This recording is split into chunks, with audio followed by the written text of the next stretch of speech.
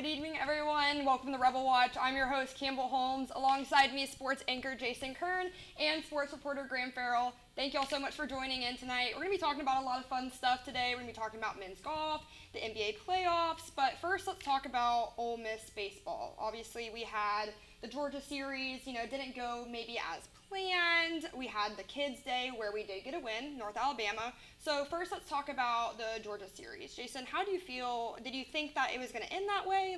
How do you feel?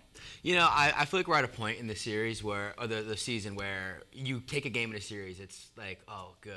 I feel like we're so used to getting swept in SEC play at this point that it's like when you can steal a game, especially on the road at Georgia. Georgia has arguably the number one player in the nation in Charlie Condon. He is unbelievable. He hits a home run every single at-bat, it feels like. But, up 3-0 in game one, and Andrew Fisher and Furness had really big home runs and then ended up losing 17-6. It shows a lack of pitching, and when you have no pitching, it kind of hurts the bats a little bit because when they have to come back and fight back from a deficit every single game, it drains them, and it's pretty tough. And that's what you see a little bit. And then, ending the series, there was a doubleheader on Saturday, and winning the second game of the doubleheader 3-2 was great. The pitching was fantastic in that game, and then come North Alabama Kids Day, the kids are screaming. It was such a fun environment, and Luke Hill hitting a bomb, and just the loud roar of kids. It was super cool. So that was great to see. And now they're back home this weekend versus Alabama, and old foe TJ McCants is back in town, so that should be really interesting to see. And again, Bama's a really good team, but they've had some struggles just like us in SEC play, so this is going to be a pretty even matchup. I'd say this weekend they're coming off a really big series win over Arkansas last weekend, so I cannot wait to see how our team plays in front of a home crowd, especially double-decker weekend. A lot of people are going to be in town, so I cannot wait to see how this team plays. Just going back to the Georgia series, just another team that was ranked that we've played when it comes to SEC matchups, and it's just been difficult all year. But then again, just another underwhelming, underperforming performance. This team, you expect, you talked about it, it was close. We were up 3-0 in the first game, and then we get run ruled. And it's just where's this team's fight? It just seems like they don't have it. They're literally their chances of the postseason are slipping away game by game. And luckily, we were able to get one. I will give them props, especially doubleheader. You lose the first two, come back. It is difficult to win that third game, especially when you're playing back-to-back. So it's just this team, they're very confusing. It's just sometimes they look good. They start off really well, but then, like you said, it's the pitching. It's the back half of the bullpen that has been struggling. Besides Gunnar Davis, he hasn't allowed a run in his past 3 appearances. He's only allowed 3 hits. And it's just also another guy, Austin Simmons, he did a great job coming in. So he's just another guy in the future that we have to look at. But it's just difficult with this Alabama series. It's another ranked team. Like you said, TJ McCants, he should get his applause. Everyone should be happy for him. He's hit 13 home runs this season, doing a great job. But my thing is we got to focus on what we can do. This Alabama team is when it comes to their offense, they're really good at that. What they lack at is pitching, and we need to get on their starting pitchers early because that's the way that I believe that we can actually start winning ball games.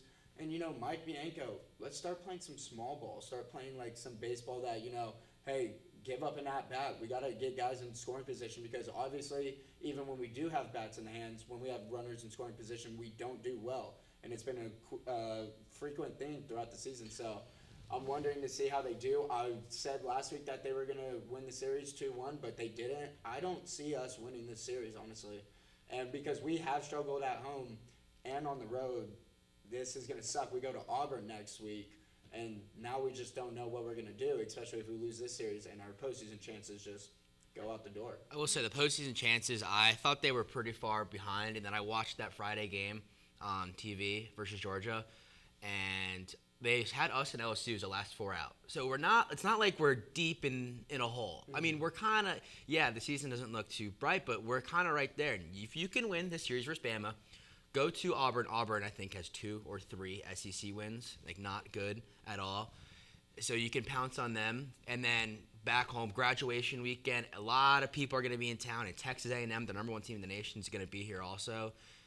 I just think you got to beat Bama and you got to beat Auburn. Hopefully you get lucky with a sweep in one of them. But I just feel like people are counting us out. And I feel like after last year, that's a very fair thing to say because we just collapsed. It looks a very very spit image of what last year looked like. It's just another year over again. It's the same Bianco everyone's saying. But again, I mean, there's still a couple series left, and you still have the SEC tournament. So again, nothing is out of reach. My thing is, we have to win both of these series, I believe, to make it in, because I do not see us winning against Texas A&M when they come here, and then we got to go to Baton Rouge and play LSU and Alex Box. That's not going to happen. I don't see us beating them, even though they've struggled and they're not ranked anymore. They're still got the talent to, be a championship contender team. And what this team needs to know is that Auburn and Bama are also right there at the cutoff between making the SEC tournament and not. So these are probably I know they're not the best teams to play, but this is probably the most important series we're gonna have all year. For surely, I agree. I feel like the team needs to have the mentality of that. Those teams are fighting for the same thing that we are. So I think if they have the mental state of it's do or die, then I'm hoping that they'll pull it out. But protect home field. I mean, this is our home environment. Protect it. It makes. I feel like there's not been since 2021. There's not been a home field advantage at Swayze, and it just gets we won a championship that year, but it was still we got swept by Bama at home, got swept by Tennessee at home. And it's just an endless loop of just what is going on with this team at home. And you feel like Swayze, it gets probably one of the greatest environments in college baseball, top 5, top 3. And the best weekend to have it, honestly. There's going to be so much people in town. The environment's going to be great. And they're right in striking distance, and you have to win these 2 series. And a sweep would be massive, but just win the series. No, I agree with you, Campbell, with the do or die. I think right now it's time to start treating these games as back against the wall. We need to win instead of getting later to that Texas A&M series saying hey, we need to pull this out against the number 1 team in the country. That's going to be already hard enough as it is. So we need to win now. So I agree with all what you guys have been saying. Hopefully we can get it done. Because if you lose these next 2 series and you go into Tennessee, they're going to sweep us. Yeah. You got to have a little bit of momentum going into that series. Because if you have none, it's going to be just ugly. Because when their bats are rolling, it's over. Yeah. So. Well, we hope the best for the Rebs this weekend. If you're able to go to the games, please do. But we're going to take a quick break, and then when we get back, we're going to be talking about the Ole Miss men's golf team.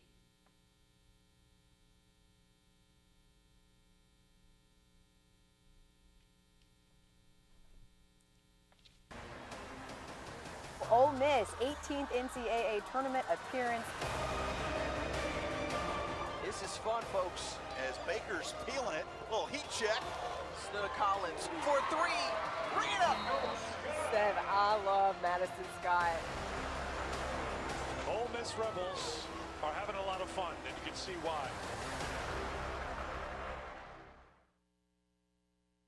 My passion is journalism.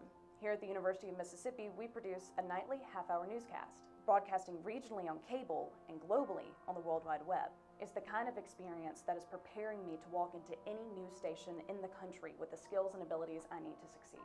So it's not just preparing me for the real world, it is the real world.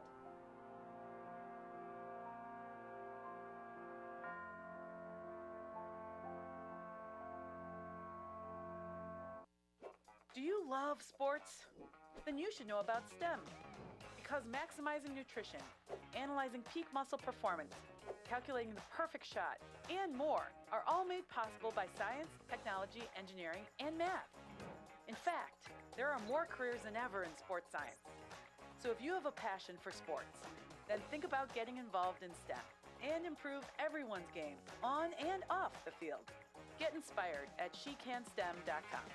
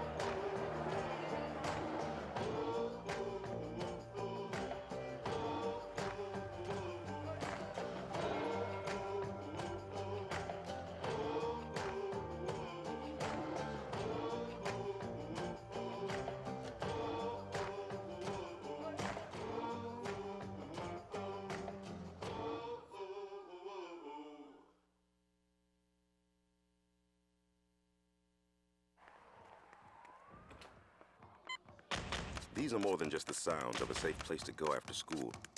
These are the sounds of interest being ignited and of mentors making an impact. At Boys and Girls Clubs, we don't do just one thing. We do whatever it takes to meet the needs of every kid who comes through those doors. Because whatever it takes is what it takes to build great futures. Great futures start here.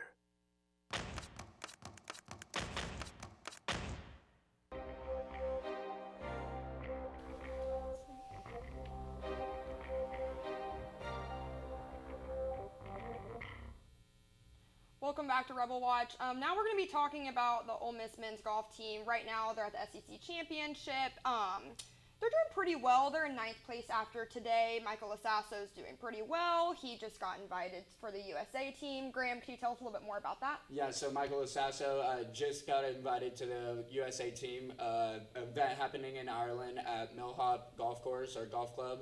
It's a special event. Not that many players get invited to this. It's only 25 players that get invited. And so it's a great opportunity for him to, go there and establish his name and also put on for Ole Miss. Also with the SEC tournament going on right now, we're placed 9th. And, we're struggling a little bit in the middle of the field, but we got Kyle Meeks, who actually shot a 67 yesterday. He was tied for 4th going into the second day. So he's been doing a great job. Lasasso is right there. He's 2 under. So we're just going to have all the other guys, tied in together. Fortunately, as usual, Vanderbilt is at the top. They have guys that are just amazing, talented young freshmen who are very, very good at, putting the golf ball in the right spot. They don't play harmful golf. They know how to stay consistent. Another thing that's been surprising is Auburn. Auburn is, they put on a couple of, big names onto their roster through the transfer portal, which is, that you wouldn't think that it would affect a sport like golf, but it affects all sports. So it's been a great opportunity for them. So, I feel like golf with SEC is, it's getting harder and harder with also all the pros that are, come from Alabama, such as JT. Shout out to Texas with Jordan Spieth. They're going to be joining the SEC. So it's just awesome. You also got champion golfer of the year, Brian Harmon, who went to Georgia. So it's just a great opportunity for, SEC golf. But, the Rebs, they've done well all year. Lasasso is ranked the number 3 golfer in the country, and the team is ranked 5th in the country. So you kind of hope that, they place 5th or better in this SEC, conference tournament, because you want them to be as best as they can be in the postseason. And going back to Lasasso, he's only a sophomore. So, I'm really excited to see, how he keeps growing, coming from, a transfer at NC State. I think that, we're going to keep watching him grow, and especially with the USA team. And, they were ranked number 5 coming into the tournament. So, I'm hoping they're going to do well for the rest of it. I think that Saturday is when it gets to the final round. Is that correct? Yeah. Okay. Jason, how are you feeling about that? I watched a lot of the Masters. I watched a lot of PGA Tours, and I always see these guys repping their colleges, and it's like, I always try and root for the guy that I know, like the Jordan Spieth, the Sky. I was rooting for Scotty the entire time. He just won it a couple years ago, but it's like, he's so good. How can you root against him? It's unbelievable what he's doing right now. And if you have a guy like Michael Lasasso who can break through and make it out and be one of those guys on tour, and actually I can sit down and root for a guy who went to our school, would be super, super cool. Because we had our women's team win the championship a couple years ago, and that was awesome. A lot of big names from that team, and really just stood out and made name in the women's golf world. So I feel like if we can have a guy if we have a team that won a championship to a guy who can go pro, and like you said, number 3 ranked player in the nation, is unbelievable and just super, super cool. And I just feel like it'd be good for Ole Miss, because I feel like when you think of Ole Miss, you don't think of golf. You think of football, baseball, I guess basketball now. But I just feel like slowly turning into a golf school, and I'm all for it. No, I agree. And you said that he's a sophomore. So this will just allow him to, build his college career and also get better with his game, because it's going to be awesome. Out of his college career, he's going to go straight to the Korn Ferry Tour. And that's going to put him on straight to success to go into the PGA Tour. I could see him getting his card very easily. And with his, college amateur players do get their chance to, play in professional tournaments. Don't be surprised if you see Lasasso, playing in professional tournaments when it comes 2 to 3 years. So I'm all for it. I'm all for it. He's going to be a great player. Can't wait. And like Ole Miss Films, they came out, with a version of the season for the golf team, and I was able to watch it, and it was so fun getting to see like their personalities really shine out. Like they're just a bunch of kids, they're just like us, and so it was really cool to be able to see, they're not just all seriousness, all work. They have lives too, and so it was really fun to see that too. Well, we're going to take a quick break, and then when we get back, we're going to be talking about the NBA playoffs and the Eastern Conference.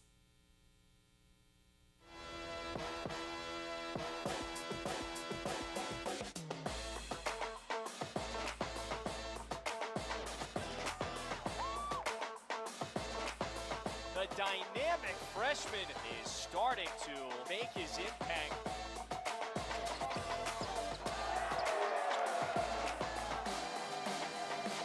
Dagger with the shot clock down to 1. That 3-ball drops for Jamin Brakefield. Fagan from the corner with a triple. Farrell for 3, and that's a big response.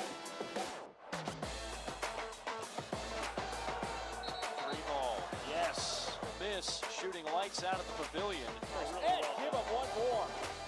Wow. Alley. Oh. Well, you can't teach that. Well, that should give Ole Miss a boost.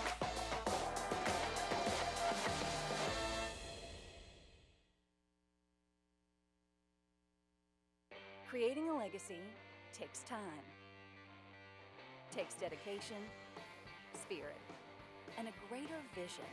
That vision starts here at the University of Mississippi. What will you be remembered by? Your character, your contributions, your friendship. Your legacy will define who we are now and who we are becoming for our state, our students, and our future. Ole Miss, build your legacy. We are rebels. For more than 160 years, we've been accomplishing the impossible, from conducting the world's first lung transplant to helping prove Einstein was right, from preserving the past to saving the future. We are Mississippi's flagship university, a place where passion and learning unite, where friends become family, where small-town charm meets world-class innovation. We are the University of Mississippi. We are Ole Miss.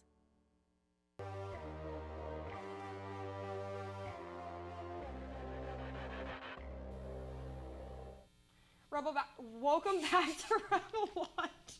Now we're going to be talking about the NBA playoffs, specifically the East. Right now they've got a couple games under their belt. The Pacers and Bucks, and and then the Heat and the Celtics. The series is tied. Jason, how have you felt about those games? Have you been watching them? David defeated Goliath last night. Okay. I'm so happy a Jimmy Butler-less Heat beat the Celtics in their own house. Man, that just made me feel incredible because if there's one team I don't like, it's the Boston Celtics. I just don't like Boston fans at all. Really? And I hate Boston fans, the Bruin fans, Celtics fans, Red Sox fans, Patriots fans. Don't get me started with Patriots fans. They're just it's so funny because all they talk about is how this is going to be like one of the greatest teams all time, going to be the easiest run to the finals, and then they get humbled in Game 2. Now the series is tied, going back to Miami. I just think it's props to Eric Spoelstra, the head coach of the Heat. He's been around. He's seen it, done it. Two NBA Final Championships in 0 Coach of the Years, which is unbelievable. He's coached LeBron. He's coached Chris Bosh, Dwayne Wade. You name it, he's probably coached them. It's just been super cool to see. And then the Bucks, no Giannis. It really hurts them. Dame's trying to carry the load, but couldn't, as it was not a pretty game versus the Pacers, as that series is also going 1-1 back to Indiana. And I just think, I don't know, the Magic, they're still not fully put together, and I think the Cavs are going to have an easy series win. And let's talk about that Knicks-Sixers game. The Tyrese Maxey was fouled twice late in the game, and now the Sixers tried to appeal, but obviously they're not, and now it's back in Philly tonight for Game 2 as the Knicks lead 2-0. What are your guys' thoughts on this? Well, I'm surprised that the Knicks are dominating, honestly. Like, I know that they're, obviously the second seed, but I was just expecting, MVP Joel Embiid, most improved Tyreek Maxey. I was expecting them to dominate, but obviously not. What about you, Graeme? Just with that whole thing, you could tell OG Anunoby, they don't have Julius Randle right now, so it's tough. You got to give your props to Tom Thibodeau. He has done a 50-win season with this team that has been depleted all year. He's done a great job. And just in that moment, obviously, with the 2-minute report that came out, the NBA did say that Maxey was fouled, and Nick Nurse did call a timeout. But that's the NBA playoffs. Things are going to happen. Dante DiVincenzo did a great job making that shot. It's just, that's the playoffs. Other guys are going to need to contribute, and that's what's been happening. Unfortunately, with Embiid, you saw that his leg is still, that surgery was only in February. And now he's playing in the playoffs. He's got grit. Maxey played his tail off and did a great job. I want to go back to the Miami and Boston series. Everyone expected them, 4-0, sweet. As a Boston fan, you got to get that sick feeling in your stomach because that game, too, wasn't even close. The Miami Heat led that game they dominated it. They shot a franchise record, made 23 threes, and made 50%. And as a team with the Boston Celtics throughout the year, they lived and died by the three, and they did not shoot well. So my thing is with the zone that the Miami Heat were running, Eric Spoelstra just knows how to coach against this team. And Joe Mazzulla is a second-year head coach. So it's just he's having to battle this in the first round, and he couldn't even get it done in the finals. So this is only adding the expectations even more. So look what the Heat did in the first round last year as an 8 seed. Yeah, they beat the Bucks. Beat the Bucks. Number one, and then with the Pacers and Bucks, I don't know the timetable on Giannis, but my thing that scares me, yes, the Bucks, the Pacers did get the win in Game 2. Their defense is just when you have to put up that many points to win a game. That's what scares me because in the playoffs, defense is what gets it done. Even Draymond Green has said that, and he says that's been one of the key factors to why Warriors won championships. So with the Magic, they're very young. You can tell the playoff experience with the Cavs is really setting in. They just seem nervous, very tense. They don't know. They're not playing their basketball, but they're going back home. Let's see if maybe the Florida weather can, in Orlando, maybe Disney being around, they can, be young again, have that Disney Magic down to Kia Center and maybe play the song.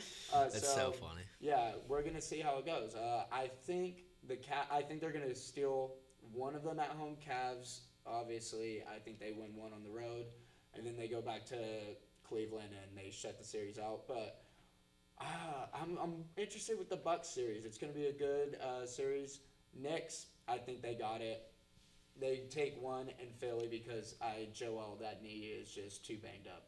I don't know why they rushed him back so fast. It made no sense to me when it happened. Well, and going back to the Celtics series, I feel like this happens to the Celtics every year to where, regular season, they look like they're going to dominate. Everyone's like, oh, yeah, the Celtics are taking it. They're going all the way. And, they have been to the finals a few times the past few years, but they've never seemed to get it done. And so, especially in this series with the Heat, we've kind of been seeing that to where I just don't know if they're an actual championship team.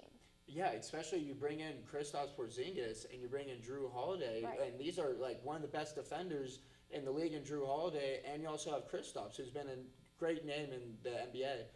It's just at what point, what is going wrong, especially with Jason Tatum and Jaylen Brown? Those two should, they should be clicking on all cylinders by now with the amount of time that they've played together and the amount of playoff games they've played together. And the amount of money they're getting. They should be putting on a little more of a show. Maxes, it's insane. So at some point, Brad Stevens, GM, is going to have to ask, what do we do? Especially if it doesn't go right in the first round against the Heat. I agree. No, exactly. Well, we're going to take a quick break, but when we get back, we're going to be talking about the Western Conference in the NBA playoffs. It's that time of the year again, fellas. When the mornings are hot, the afternoons are hotter, and football is on its way back. Now, games is won by the battles fought in August.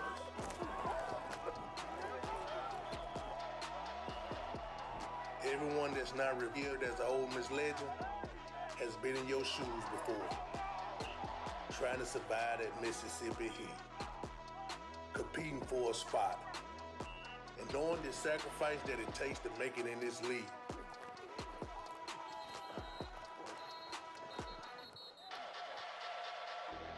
You go into this money collection of men from 100 different places, and if you work, you emerge from it as one team with one goal and one heartbeat.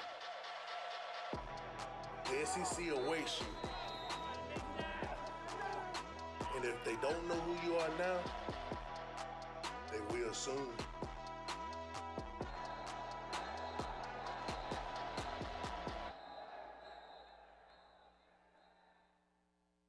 Where are we gonna go? Someplace warm. A place where the beer flows like wine. Where beautiful women instinctively flock like the salmon of Capistrano. I'm talking about a little place called Oxford, Mississippi. To see it is to believe it. You hear about it, but you just have to see the party. Ladies and gentlemen, welcome to the Grove. The sound and fury are here. Let's go, let's go, let's go. Did he got a toe down? Pageantry, the pride, the pomp is unmatched and unrivaled. This stadium has come unhinged. This is what college football is all about. Oh, as he gets walloped. No coach is having more fun than Lane Kiffin.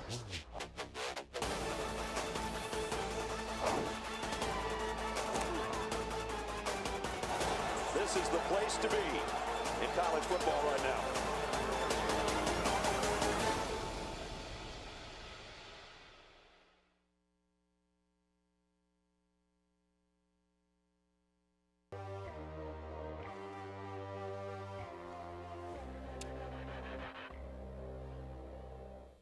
Welcome back to Rebel Watch. Now we're going to be talking about the Western Conference. It's a little sensitive subject for Graeme and I because, you know, the Grizzlies and Kings, they're not technically in the playoffs right now, but Jayson, your team is, so how you feeling? You know, watching the Thunder play this year, it's been, so the Thunder 2 years ago had 24 wins. Last year they were the 10th seed, and I told my dad and friends, I'm like, all right, just make the actual playoffs, and it's more than a win. To be the number 1 seed which is the youngest number 1 seed of all time, and people are like, oh, this is the weakest number 1 seed of all time. And after game 1, when they barely beat the Pelicans 94-92, I was like, damn, the youth is showing. The youth is really showing, and that's okay. Let them eat a playoff loss and then move on. That's what's going to happen. And then game 2 just absolutely blew out the Pelicans by 32. It's really interesting to see, and for the series to switch back to New Orleans, which is an incredible environment there, it's going to be really cool to see. But just the success that Shea has, and, I'm not trying to be biased, but a dude who's bringing the youngest team to number 1 seed in the West is the MVP. And, Jokic is great, Luka is great, but a dude who's doing this with the youngest team, I just feel like it's hard to not give him the MVP this year. He has to be MVP. I mean, getting to watch him and, like you said, leading such a young team at that age, I don't think I've seen anything like it, honestly. And it's not even that he's good at shooting, which he is. His defense is unbelievable. He leads the league in steals, and he's great at blocks, and it's cool to see. But, the Chet and SGA reminds me a little bit of the Kevin Durant, Russell Westbrook times, and it's it's a little teary-eyed. I'm like, damn, this is what we used to be, and now it's a new. But it's I think it's all Sam Presti, the GM. The dude works wonders. He gets all these draft picks, and he gets all these young players, and it's just really cool to see what the Thunder are doing. And the Lakers in the Nuggets series, man, the Lakers blew a 20-point lead, and that was tough. That was tough to bite. It could have been 1-1 going back to home, and Jamal Murray hitting a game winner. I just feel like the West, it's so interesting, and now the Mavericks and Clippers are tied, and I love it. I mean, playoff basketball is so much fun, and it really is. This is such a good time of the year with NHL playoffs going on, but the NBA and this is the type of year that you think, oh, this is the Celtics. Sorry, everyone else try again next year. But it's the more you watch these games, the more other teams have a chance besides the Nuggets and the Celtics, I feel like, this year. But you talk about your Thunder. Just got to give props to y'all because you said you almost lost game 1. The Pelicans were the best road team in the NBA this year. So for y'all to have no playoff experience and win both of those games at home, that's huge just to begin with. Just to go off of another series, the Minnesota Timberwolves and the Phoenix Suns series, Anthony Edwards is coming into his own. He's been a great player. You saw him and KD chirping at it. That's the playoffs. That's the mentality. This is what it means to be in the playoffs, to go up against your idols. So you gotta love it with the youthful audience. It's amazing because it's drawing more numbers. Playoff basketball, it's been a little off. But this Nuggets and Lakers series, honestly, the Lakers should be up 2-0. They've had leads throughout each game. And I feel bad for LeBron and for AD because they're both putting up the numbers that they need to. It's just there's one guy, Nikola Jokic, and Jamal Murray. But Nikola Jokic, I'm going to say, even though I do believe Shea has his respectable right to the MVP, I'm going to go with Jokic because I believe Jokic deserves it. My only thing I'll say against it is Jokic has won it two or three times, whatever the number is. And I feel like, you can keep giving him the award. There's no doubt he's the best player in the league. But a year like this for the Thunder, for a dude like Shea to bring his team to number 1 seed, I'm not saying Jokic isn't the best player, but I think the most valuable player is the dude I think it's really the valuable aspect, not like, the Thunder exceeded expectations by miles. And I don't want, again, Jalen Williams, Chet Holmgren. I can go on for hours about the amount of supporting cast that SGA has, but it's the fact that he's bringing this people call AAU team to the number 1 team in the West, and they're just like a bunch of children. But it's like the way their chemistry is on and off the court is why I think they have so much success, and it's led by Shea. And then you could also make the same argument for Luka because there's no shot, I believe, that the Mavericks make the playoffs. Even with Kyrie, without Luka, that guy is insane. He's the reason why they also won Game 2. He went off for 32, and he had that dagger of a 3 on James Harden. Where I worry with them is that Luka doesn't play defense. He's so lazy. Yeah, he doesn't play defense. And so when it comes down to it, in the break of the game, what are you going to do when that has to happen? When you need a stop and Luka's, tired in the fourth, fatigued, and he hasn't been guarding all game, can you really call on him? So that's where I worry about the Mavericks. When it comes to it, I still think the Nuggets are going to win it. But I like the noise that the Thunder are making. It's interesting. I mean, it's playoff basketball, and you never know. It's the same with March Madness and any other kind of playoff format you watch. These guys are fighting for just one common goal. And like the Nuggets won it last year, but is there a real chance of back-to-back? Yeah, 100%. And that's why I think this is like so fun. It's like, the Nuggets are going to easily win the West this year, but it's like cool to see like a team like the Thunder and a team like the Timberwolves. The Timberwolves are supposed to be like kind of in the Thunder's range, maybe a play-in or maybe like a 5 or a 6. So it shows all these stars. And to bring back the Suns and Timberwolves series, the Suns blew out the Timberwolves on the Timberwolves home court in the last game of the year to basically give the Timberwolves no shot at being first place. So it really is cool to see Anthony Edwards. He is unbelievable. Just the amount of energy he brings, and he has basically the Twin Towers with Kat and Rudy Gobert to help him out. But shout out Naz Reid. Naz Reid has been... No. Come on. No, it should have been Malik Monk. The only reason that guy started... Bro, Malik Monk got hurt the last 10 games of the season. Also, Naz Reid started the last 10 games of the season. How can you start 10 games and your numbers be better in those 10 games it is pretty fair than when you were on the bench? Obviously, his numbers are going to be better, but Malik Monk, first ever to lead the league in assists and points off the bench, 2 years in a row, and not to win a six man of the year award. I just don't believe it. I like the point. I do like the point. Sabonis not going to the All-Star game. Fox not going to the All-Star game. Now Malik getting snubbed for 6 man of the year. Light the beam. Yeah, too bad. Turn off the beam. Maybe they'll get a little bit more next year. Yeah, maybe. Sorry, I get passionate. No, that was great. It's at a point we're at. You focus on the teams that are like Naz Reid is like everyone talks about Naz Reid because he's on the Timberwolves, but it's like Malik. When you actually bring up the name Malik Monk, it's like he was actually like a big part. We're in the playoffs if Malik Monk is not hurt. Mark my words on that. So. I have to agree with you on that one. I do. Well, I'm really excited to keep watching the NBA playoffs. Good luck to all the teams, but that's all we have for y'all tonight. Thank you so much for tuning in, and thank you, Jayson and Graeme, for... Thank you for doing an amazing job hosting. It was an absolute blast. Good night, everybody.